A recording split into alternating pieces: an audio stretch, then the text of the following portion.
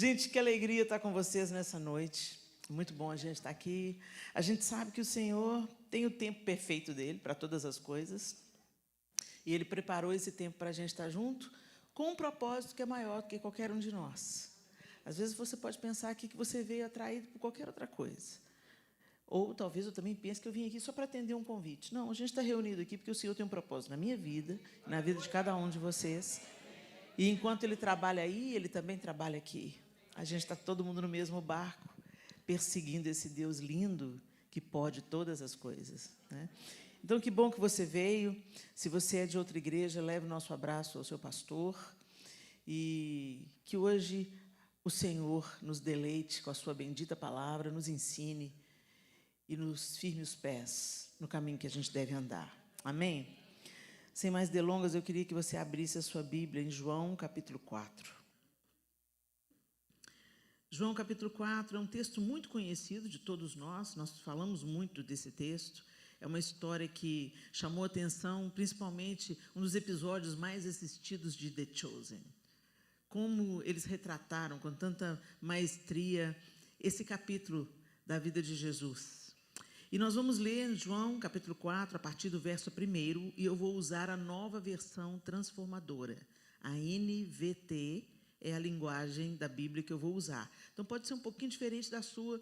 Se for diferente da sua, fique atento, se não der para colocar a NVT lá na tradução, no telão, então você fique só atento para você vir junto comigo no texto. João, capítulo 4, a partir do verso 1, a palavra de Deus diz assim: Jesus sabia que os fariseus tinham ouvido dizer que ele batizava e fazia mais discípulos que João, embora Jesus mesmo não os batizasse, e sim seus discípulos. Assim, deixou a Judéia e voltou para a Galiléia. No caminho, teve de passar por Samaria. Chegou ao povoado samaritano de Sicar, perto do campo que Jacó tinha dado a seu filho José. O poço de Jacó ficava ali, e Jesus, cansado da longa caminhada, sentou-se junto ao poço, por volta do meio-dia. Pouco depois, uma mulher samaritana veio tirar água, e Jesus lhe disse: por favor, dê-me um pouco de água para beber. Naquele momento, seus discípulos tinham ido ao povoado comprar comida. A mulher ficou surpresa, pois os judeus se recusam a ter qualquer contato com os samaritanos. Você é judeu? E eu sou uma mulher samaritana, disse ela a Jesus. Como é que me pede água para beber? Jesus respondeu: se ao menos você soubesse que presente Deus tem para você e com quem está falando, você me pediria e eu lhe daria água viva. Mas você não tem corda nem balde, e o poço é muito fundo, disse ela. De onde tiraria essa água viva? Além do mais, você se considera mais importante que nosso antepassado Jacó, que nos deu esse poço? Como pode oferecer água melhor que esta que Jacó, seus filhos e seus animais bebiam? Jesus respondeu: quem bebe desta água, logo terá sede outra vez. Mas quem bebe da água que eu dou, nunca mais terá sede. Ela se torna uma fonte que brota dentro dele e lhe dá a vida eterna. Por favor, Senhor, dê-me dessa água, disse a mulher. Assim eu nunca mais terei sede, nem precisarei vir aqui para tirar água. Vá buscar seu marido, disse Jesus. Não tenho marido, respondeu a mulher. Jesus disse: é verdade, você não tem marido, pois teve 5 maridos, e não é casada com o homem com quem vive agora. Certamente você disse a verdade. O Senhor deve ser profeta, disse a mulher. Então diga-me, por que os judeus insistem que Jerusalém é o único lugar de adoração, enquanto nós, os samaritanos, afirmamos que é aqui, no Monte Gerizim, onde nossos antepassados adoraram? Jesus respondeu: creia em mim, mulher. Está chegando a hora em que já não importará se você adora o Pai neste monte ou em Jerusalém. Vocês, samaritanos, sabem muito pouco a respeito daquele a quem adoram. Nós adoramos com conhecimento, pois a salvação vem por meio dos judeus. Mas está chegando a hora, e de fato já chegou, em que os verdadeiros adoradores adorarão o Pai em espírito e em verdade. O Pai procura pessoas que o adorem desse modo, pois Deus é espírito e é necessário que os seus adoradores o adorem em espírito e em verdade. Vamos até aí. Senhor, essa é a tua palavra, nós bendizemos ao Senhor, porque ela é viva, ela é eficaz, ela ensina, ela instrui, ela confronta, ela consola, ela é mais cortante que espada de 2 gumes. Que ela nos corte nessa noite, Senhor, que o Senhor fale conosco, que o Senhor nos toque, que o Senhor nos atravesse com a sua palavra, e que ela mude a nossa vida, a nossa mentalidade e a nossa maneira de agir, que não sejamos apenas ouvintes, Senhor, mas praticantes da tua palavra, para a glória do teu nome, expansão do teu reino, em nome de Jesus. Amém e amém. Esse encontro desconcertante entre Jesus e uma samaritana é mais absurdo do que a gente poderia imaginar. Quando a gente olha, a gente pensa que era apenas uma desavença entre os judeus e os samaritanos, mas a rixa entre eles era muito difícil, era muito dura. Os judeus não toleravam os samaritanos e vice-versa. Se um judeu bebesse ou comesse no mesmo utensílio que um samaritano tivesse feito isso, ele era considerado cerimonialmente imundo. Para vocês terem uma ideia de quão longe ia essa briga. O texto disse para a gente que era necessário que Jesus passasse por Samaria, para ir da Judéia para a Galileia, da Galileia para a Judéia.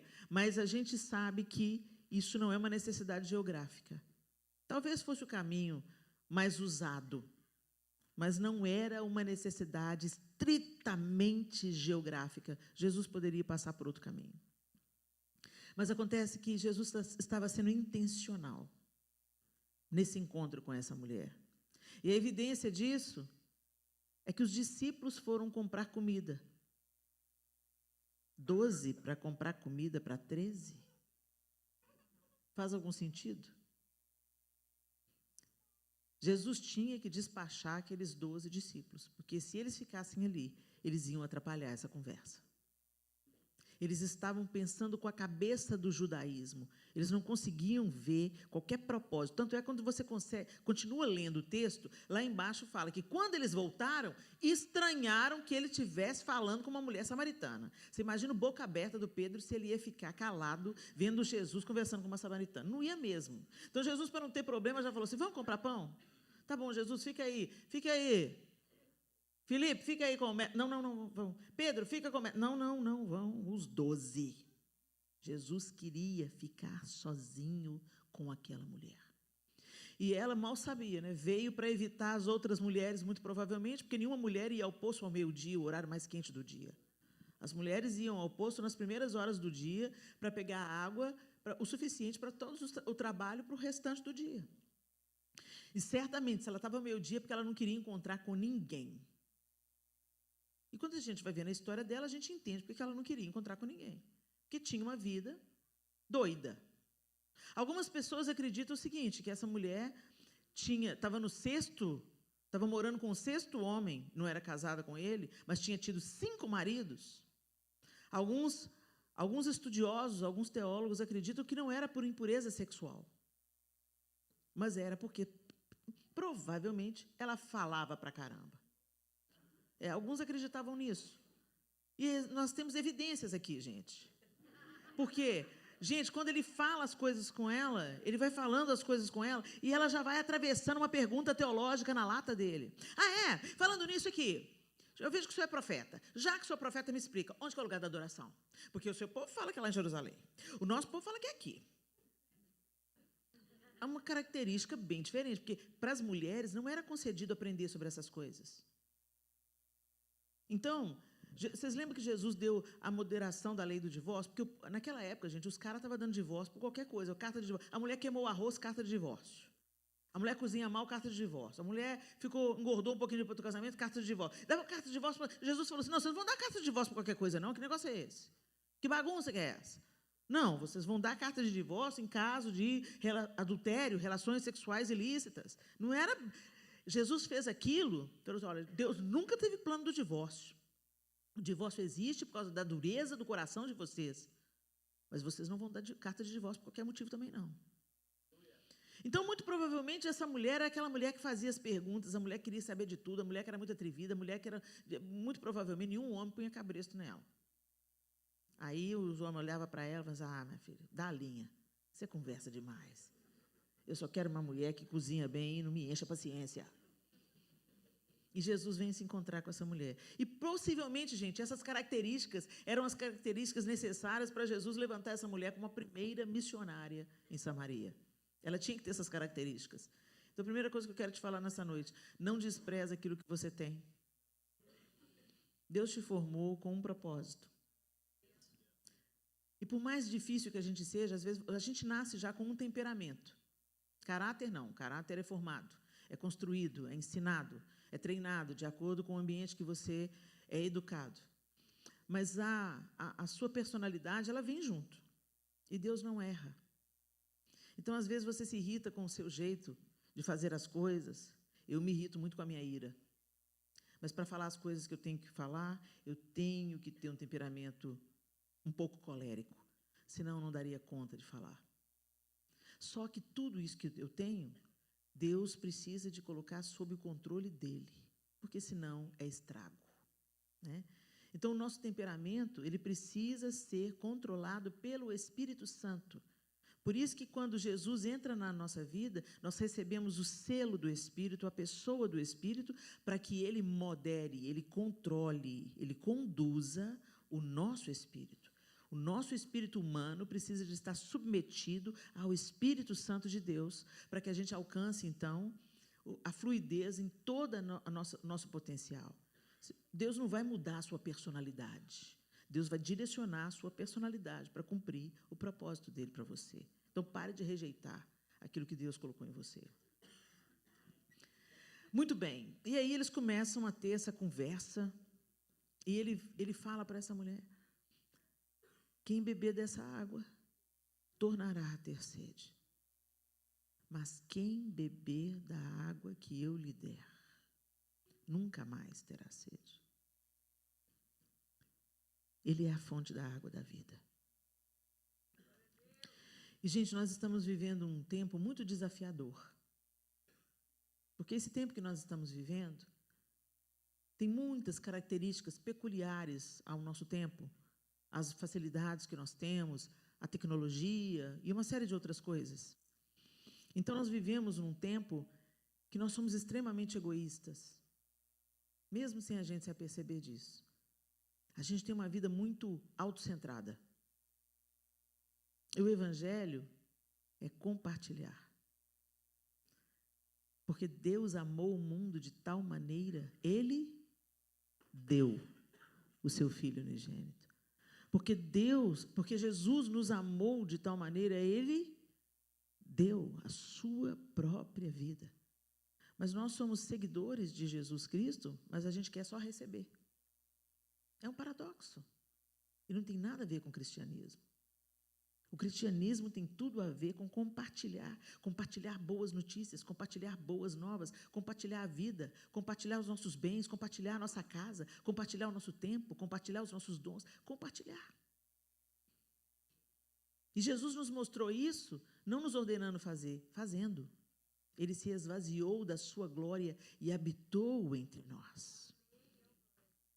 Mas será, gente, que o nosso padrão tem sido Jesus, de fato? Nós dizemos que somos cristãos. Cristãos são imitadores, seguidores dos ensinamentos de Cristo. Mas será que a gente está parecendo mesmo com Cristo? Para nós nos parecermos com Cristo, meus irmãos, nós não conseguimos fazer isso no nosso esforço. No nosso esforço, a gente até consegue algum sucesso por algum tempo, mas não se sustenta. porque ele é baseado no nosso esforço pessoal.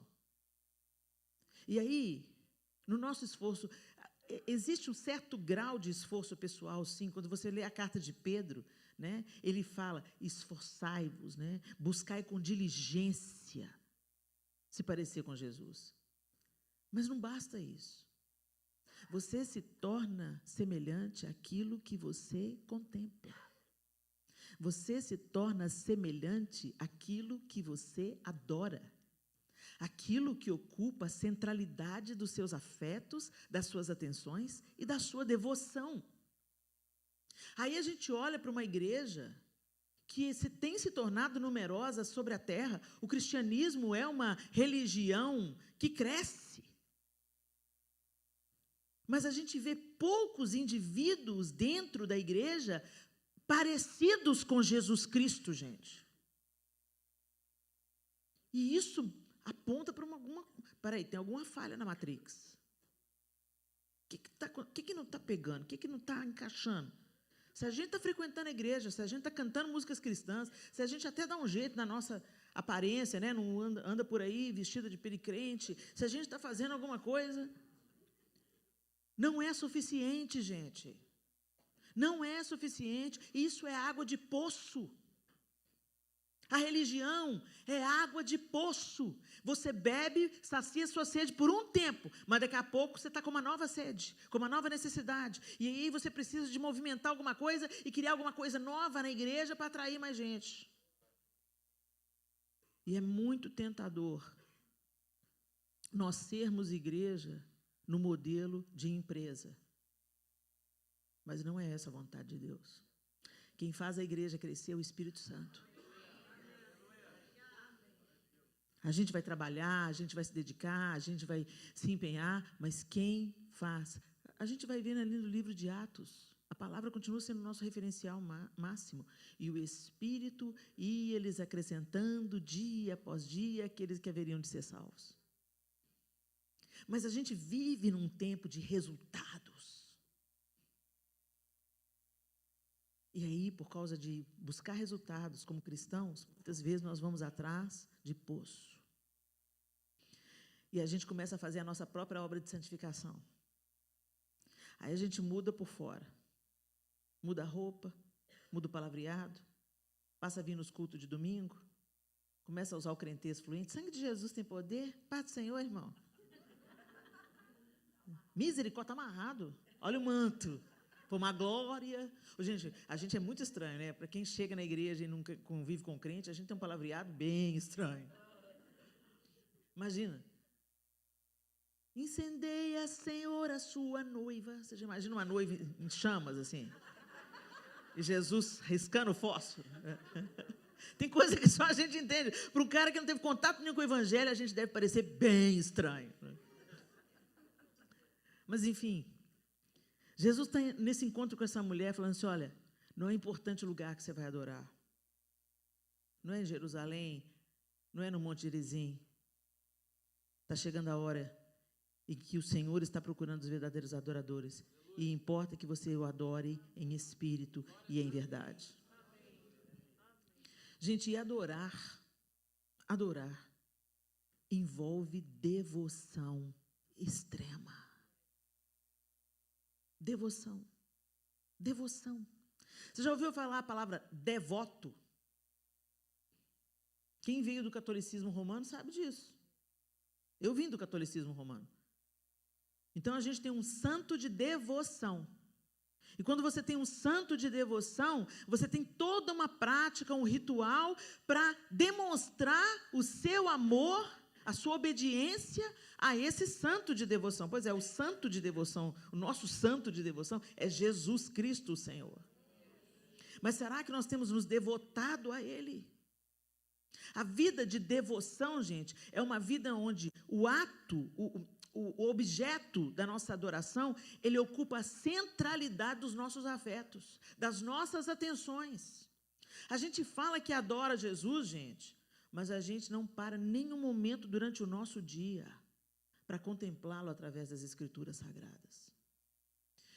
Eu comecei a fazer uma pesquisa no meio dos crentes, eu parei de fazer, porque isso estava me abalando.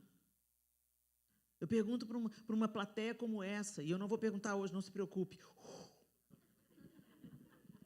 Quantos aqui já leram a Bíblia toda, pelo menos uma vez? Não precisa levantar a mão, não. Não envergonhe os outros. Porque numa plateia de 1000 pessoas, levanta 15. E eu comecei a ficar muito preocupada. Muito preocupada. E eu falei, não, deve ser uma coisa pontual. Estado. Aí eu vou para outro estado, para outra igreja, para outra denominação. Quem aqui já leu a Bíblia toda, mais de uma vez? Pouquíssimas pessoas. Tá bom, gente, quem aqui já leu o Novo Testamento?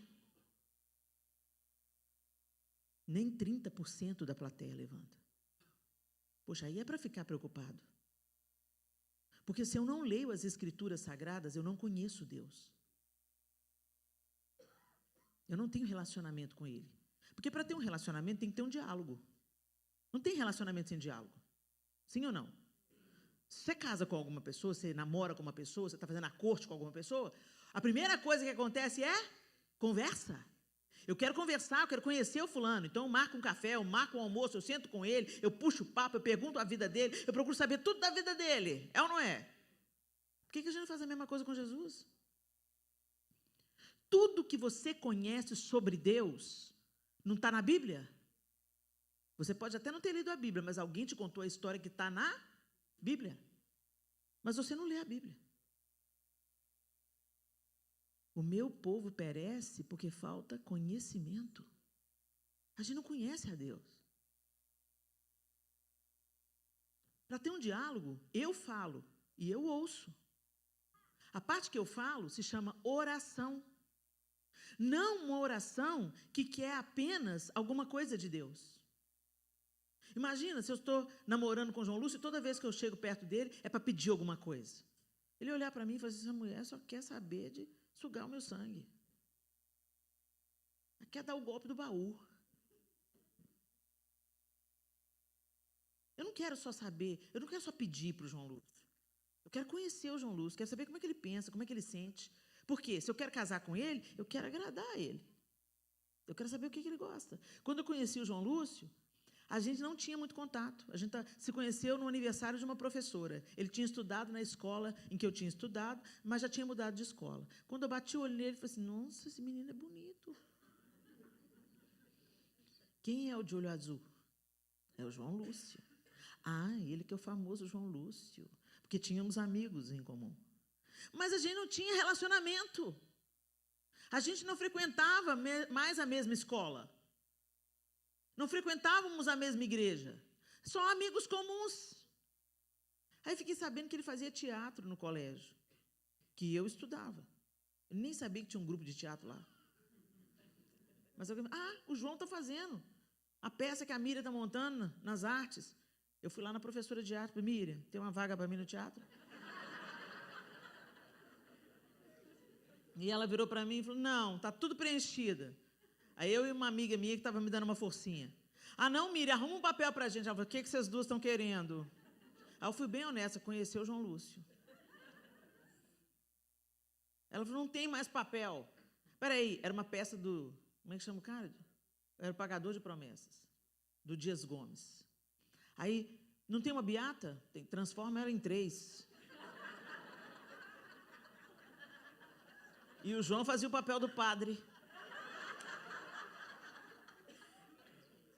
A minha intenção era fazer o teatro, não, embora eu fosse atriz, eu queria conhecer o menino. E para conhecer, eu queria conversar com ele. Saber como é que ele pensa, de onde que ele vinha, quem era a família dele, quais eram os sonhos dele, quais eram os objetivos dele. E à medida que eu fui conhecendo o João e conversando com ele, aí a gente foi cantar num casamento de uma amiga e eu fiquei a noite inteira conversando com o João. O pessoal falou assim, ali vai dar, hein, alguma coisa. Nós não nos tocamos.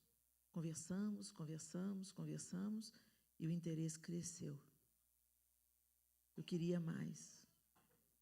E é por isso que a gente tem que ler as Escrituras e orar, gente. Que quanto mais você conhece, mais você ama. Quanto mais você conhece a Deus através das Escrituras e da oração, mais você é atraída por Ele. e mais parecida com Ele você vai ficando. Não é pelo esforço da religião, é pelo transbordar do relacionamento. Você conhece alguém que começa... Hoje nós temos 33 anos de casados. E é impressionante como a gente fala frases inteiras juntos. Para os nossos filhos, isso é motivo de piada, de risada. Toda hora a gente fala uma frase inteira juntos. E eles só olham e riem. Falam assim, não, fala sério, vocês ensaiam isso. É intimidade emocional. A gente já anda tanto junto, faz tudo junto, se conhece tanto, que um já sabe ler o outro sem abrir a boca. Quando a coisa está pegando, um só olha para o outro e já está entendendo tudo. É nesse nível de intimidade que Deus quer ter conosco. E o que está acontecendo com o passar dos anos? Eu estou passando a ser um pouco mais ponderada. E o João está ficando um pouco mais impaciente. A gente vai se misturando. Você conhece o adolescente, quando anda muito com o adolescente, daqui a pouco está vestindo igual, falando igual, com as mesmas gírias? Pois é, gente, isso é de relacionamento, de proximidade. Nós não estamos parecendo com Jesus porque a gente não está andando com Ele. A gente só está andando com a religião. Adoração. Adoradores que adoram ao Pai em espírito e em verdade. Não está falando da gente vir e ficar cantando música, não, gente. Está falando de vida com Ele, de caminhar com Ele, de contemplá-lo, de ver Jesus na sua vida cotidiana, na sua vida prática, no seu caminhar. Você tem um relacionamento com Ele, você fala com Ele e você começa a discernir a voz dEle. Você entende quando é a voz da sua emoção, quando é a voz da tribulação, quando é a voz do cão e quando é a voz do Senhor. A gente tem tanta conversação interna, né? Não sei vocês, mas eu tenho muitas. E você tem que discernir a voz do Senhor no meio de tantas vozes dentro da gente. A voz do outro, a voz do seu ego, a voz da sua dor, a voz do seu passado, a voz do diabo e a voz do Senhor. Mas você só aprende a identificar a voz do Senhor quando você pratica. O João tem um código. Quando a gente está longe numa loja, a gente se perde, aí ele...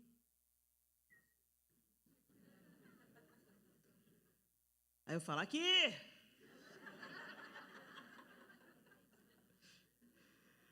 É tão interessante, ele assovia. E eu já sei que é o assovio do João. Isso se chama intimidade. Gente, nós estávamos separados de Deus. Deus cria o homem e começa a se relacionar com o homem. Ele vinha toda a viração do dia para estar com o homem e com a mulher. Até que o homem pecou. E então fomos separados de Deus. Eu tenho cá para mim, gente, que a dor que a gente sente quando a gente perde alguém para a morte é a reprodução do que Deus sentiu quando perdeu o homem para o pecado. Como nós somos feitos à imagem e semelhança de Deus, embora essa imagem e semelhança tenha sido corrompida pela queda, desfigurada pela queda, nós ainda carregamos em nós as características do Deus eterno. E eu tenho cá para mim, não está escrito na Bíblia, isso não é uma teologia, isso é uma opinião pessoal, deixa eu deixar isso claro aqui. A minha opinião pessoal é que a dor que a gente sente na morte de alguém amado é a mesma dor que Deus sentiu quando o homem pecou. Por que a gente chora na morte de alguém amado? Por causa da separação. Você não vai mais poder abraçar a hora que você quiser, beijar a hora que você quiser, ouvir a voz a hora que você quiser. Que dor! Que vazio! Recentemente eu conheci uma irmã que ficou viúva, da minha idade. E ela foi nos buscar numa cidade aqui nos Estados Unidos para nos levar para outra cidade. Eu tive essa conversa com ela agora há pouco tempo, no mês de outubro, estava aqui também. E ela foi nos transportar de uma cidade para outra e eu fiquei sabendo que ela tinha perdido o esposo com um câncer rápido.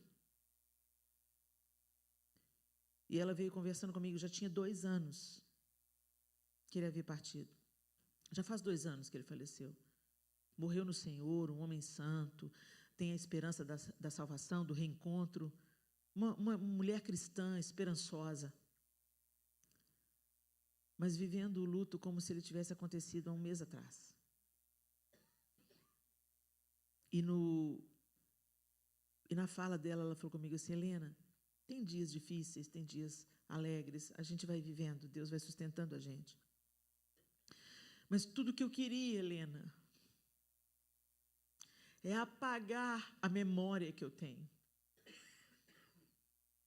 Porque é muito difícil viver sem o toque. E entendo o que eu estou te falando, Helena, não é sexual. Não é uma falta sexual.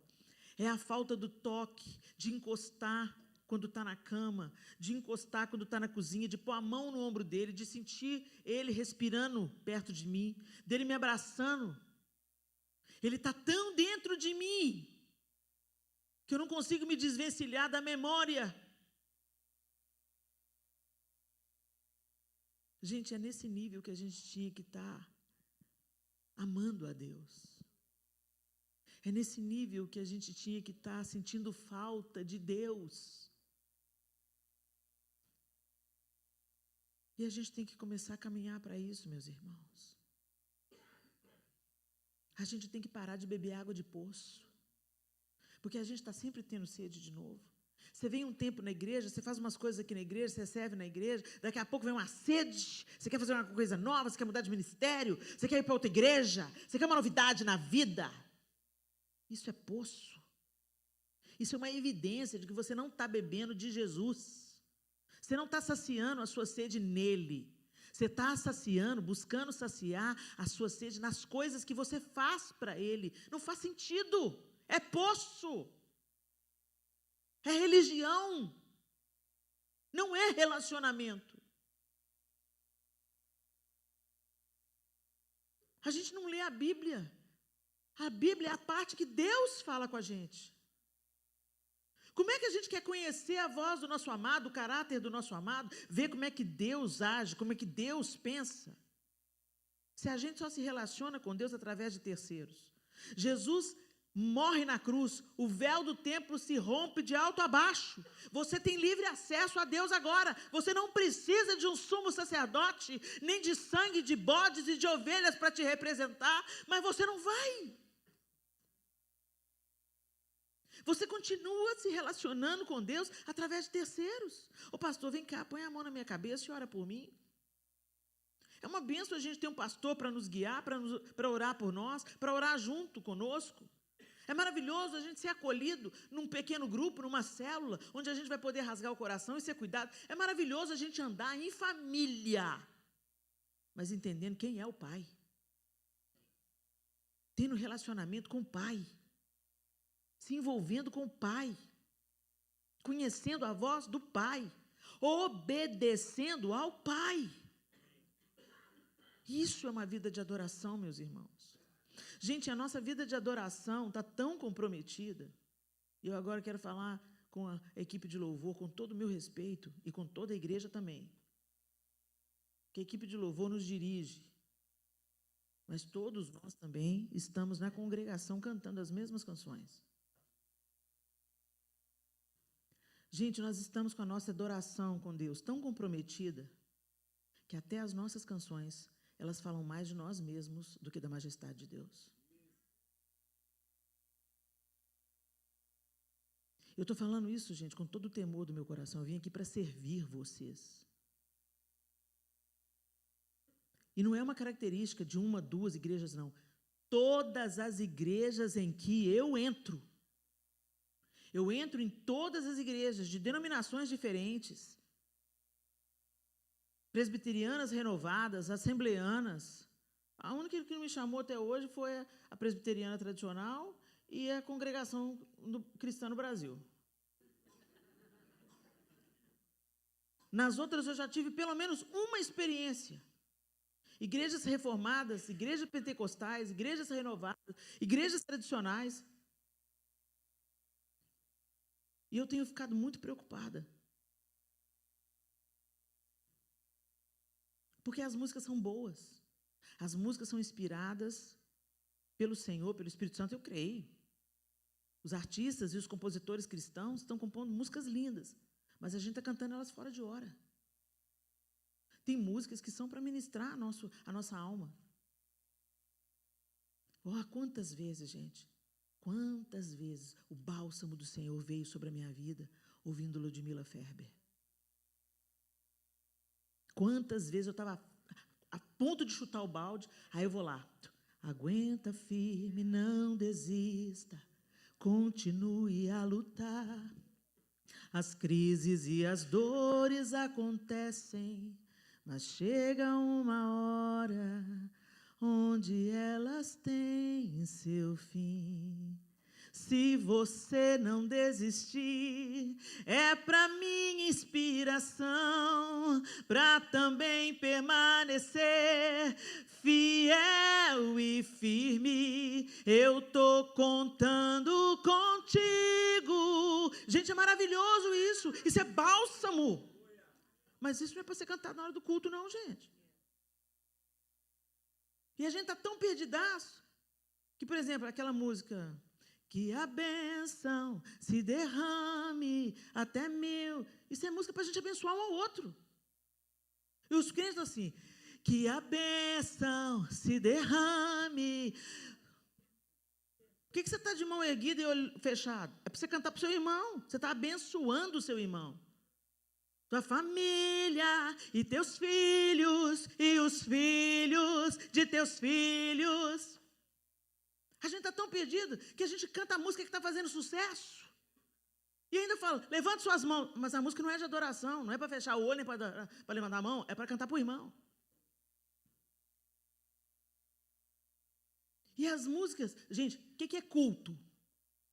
Culto é quando a igreja do Senhor se reúne para fazer no coletivo o que a gente faz no privado. Espero. Eu tenho a minha vida de devoção, eu faço o meu devocional. E no meu devocional, eu leio a Bíblia, eu oro, e eu canto uma música para o Senhor, eu rasgo meu coração diante dele. Aí, o culto é quando a gente reúne com a igreja para fazer isso no coletivo. Olha que coisa tremenda. Culto a gente não assiste, culto a gente presta. Não é para assistir culto, gente. Eu vou assistir o culto. Não, amado, você não vem assistir o culto. Você vem prestar o seu culto. E qual que é o período do culto que você efetivamente presta o culto? Na hora do louvor, da adoração, na hora do ofertório. É ou não é? Aí, a hora do louvor e da adoração é a hora da igreja coletivamente adorar a... E aí a gente canta sobre nós. Gente, é sutil. Vamos pegar um exemplo aqui de hoje à noite. Eu não estou falando de vocês, não. Eu estou falando religiosamente de todas as igrejas que eu entro. Todas. Todas.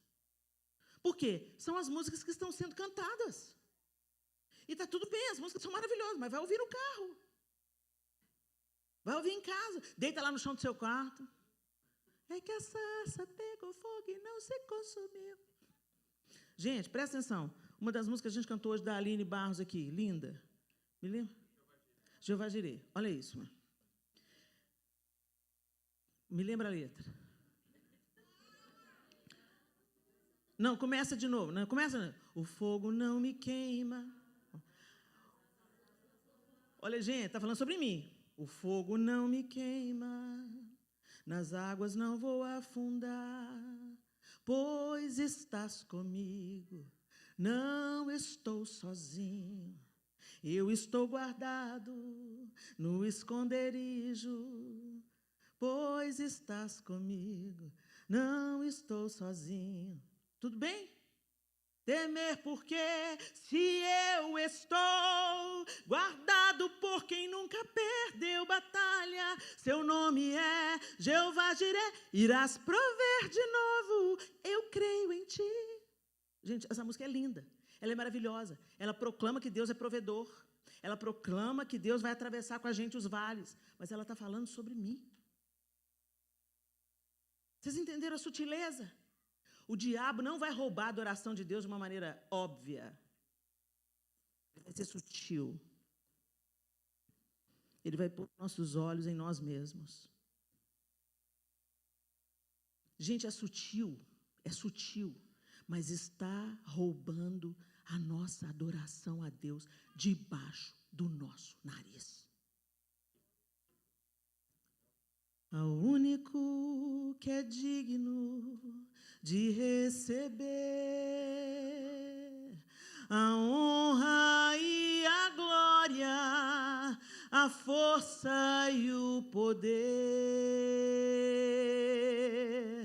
ao Rei eterno, imortal, invisível, mas real, a Ele ministramos o louvor.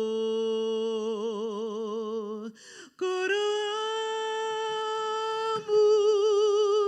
a Ti, ó Rei Jesus, coroamos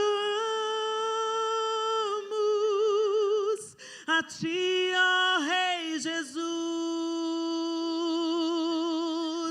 adoramos o Teu nome, nos rendemos aos Teus pés, consagramos todo o nosso ser a Ti.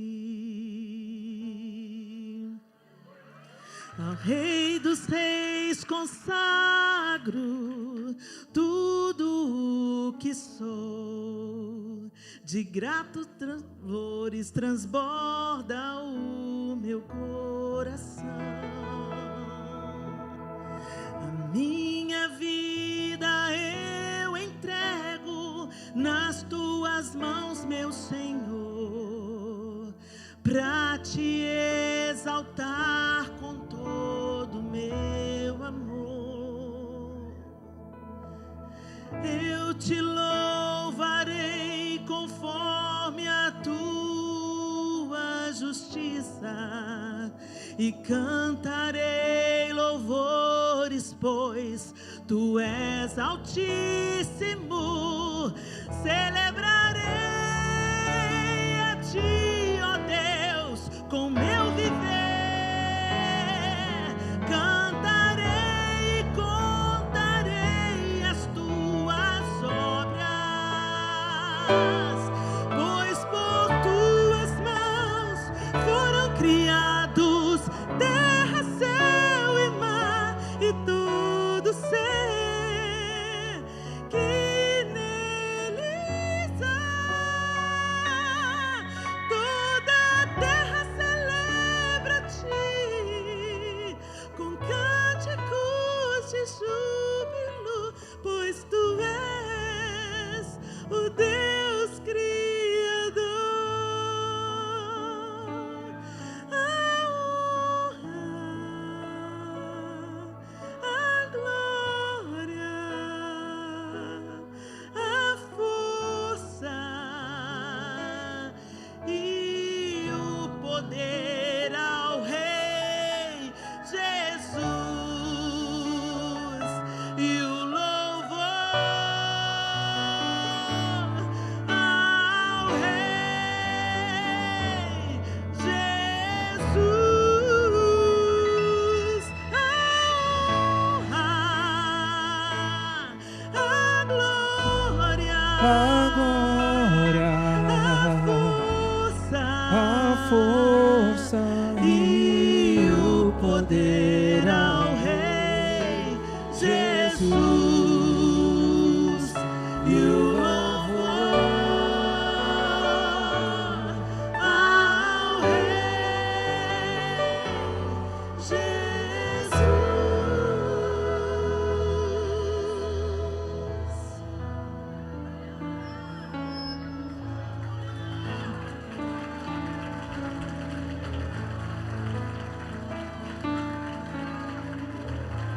Pra Te adorar, ó Rei dos Reis, foi que eu nasci, ó Rei Jesus. Meu prazer é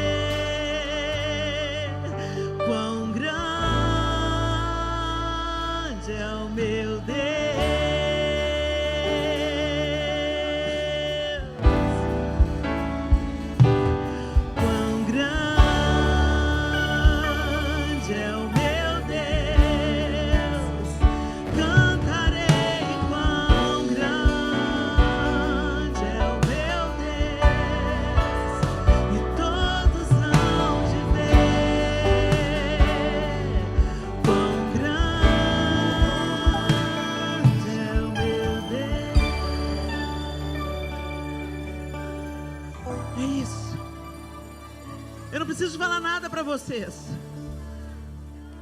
A atmosfera muda, gente. Não é sobre canções antigas, porque tem muitas canções atuais que falam sobre a majestade do Senhor. Nós temos que prestar atenção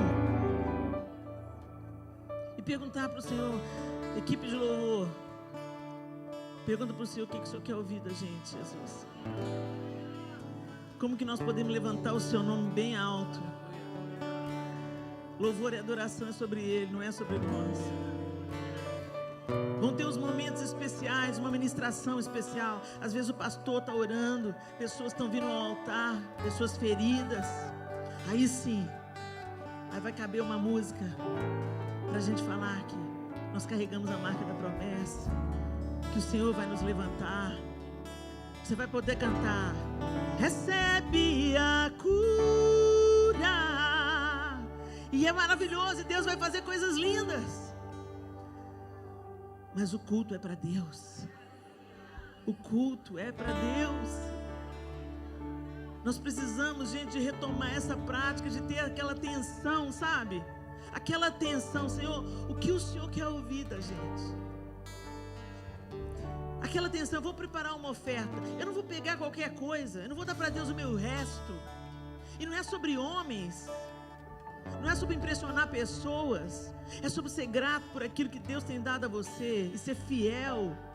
Na hora que você vai, e você não vai entregar a sua oferta de qualquer jeito, porque Ele te deu uma ordenança. Se você ao trazer a sua altar, a oferta, se lembrar que tem alguma coisa, alguém contra você, você vai lá consertar primeiro, conserta a sua vida. Pede perdão para quem você tem que pedir perdão. Aí então vem, entrega a sua oferta. Gente, a gente está pecando no básico. A vida de Deus está pronta para fluir em nós, sabe? A fonte de água viva está aqui dentro. Mas o diabo está entulhando ela. Entulhando com os cuidados dessa vida. Entulhando com os modelos que dão certo. Com as músicas que estão sendo mais tocadas. Isso é entulho, gente. A nossa vida de devoção é sobre o Senhor, é contemplarmos a Ele, sabe, gente? É você olhar para o pôr do sol e falar assim: olha lá, ó, agora eu posso ter acesso a Deus, igual Adão tinha no jardim na viração do dia. Eu posso falar com Ele aqui no meu carro. Você começa a glorificar a Deus vendo o pôr do sol. Você está dirigindo para casa e o pôr do sol, e você: Senhor, eu te louvo. O Senhor colore o céu todo dia, bendito seja o teu nome. Sabe, gente, adorar a Deus na vida simples, cotidiana, reconhecê-lo em todos os nossos caminhos. É isso que Deus tem para nós. É isso que Deus tem para você. Vida com Ele. Vida de Deus na nossa vida. Vida de adoração, vida de rendição. E à medida que a gente contemplar a Deus e se aproximar de Deus e buscar as coisas de Deus e buscar obedecê-lo e adorá-lo, prestar culto a Ele nas coisas simples, comuns, quando você menos esperar, você vai estar com o cheiro de Jesus, falando como Jesus, reagindo como Jesus. O Espírito Santo em você vai sendo ativado, a fonte a jorrar para a vida eterna. Foi o que Ele falou para a mulher: quem beber da água que eu lhe der, esquece o poço, vem para mim, bebe de mim, fala comigo, mergulha em mim, e eu vou matar a sua sede. E eu não vou só matar a sua sede, eu vou ser em você uma fonte a jorrar para a vida eterna. Não viva aquém disso, meu irmão, minha irmã. Não viva, não deixa Satanás roubar a adoração que pertence ao Senhor na sua vida, para que quando a gente vier para a congregação, algo poderoso rompa aqui. O nome do Senhor seja entronizado, e onde Ele é entronizado, Ele vem. Ele se assenta no trono dos louvores. E quando Ele se assenta, aí a cura acontece, a provisão acontece, o renovo acontece, a esperança acontece. Mais pessoas Ele vai trazendo e vão sendo salvas. Ele faz. É sobre Ele. É sobre Ele. Que em nome de Jesus a gente busque ao Senhor, a gente adore o Senhor, a gente entronize o Senhor, primeiro na nossa casa, primeiro na nossa vida. Que a igreja nada mais é do que a reunião dos nossos candelabros, né? Você mantém a sua lâmpada acesa na sua casa, eu na minha, você na sua. E quando a gente se reúne, é um fogaréu. Amém? É uma tocha acesa, é uma cidade edificada. Ninguém pode esconder. Que em nome de Jesus, feche os seus olhos. Feche os seus olhos. E nós vamos cantar uma canção de adoração ao Senhor. Vocês vão escolher uma música que diga quem Ele é, sua justiça, sua soberania, sua bondade, sua grandeza. E você vai aí, ó, no seu lugar, prestar o seu culto racional. Você vai esquecer por um momento quem está do seu lado. Você vai esquecer suas circunstâncias difíceis. Você não vai deixar nada roubar a sua adoração agora. E você vai se conectar. O seu espírito vai se conectar ao Espírito Santo que habita em você, para que você adore o Senhor e dê a Ele aquilo que lhe é devido. Nós vamos adorar juntos. E assim, eu vou devolver a palavra para o pastor, enquanto nós praticamos a nossa adoração.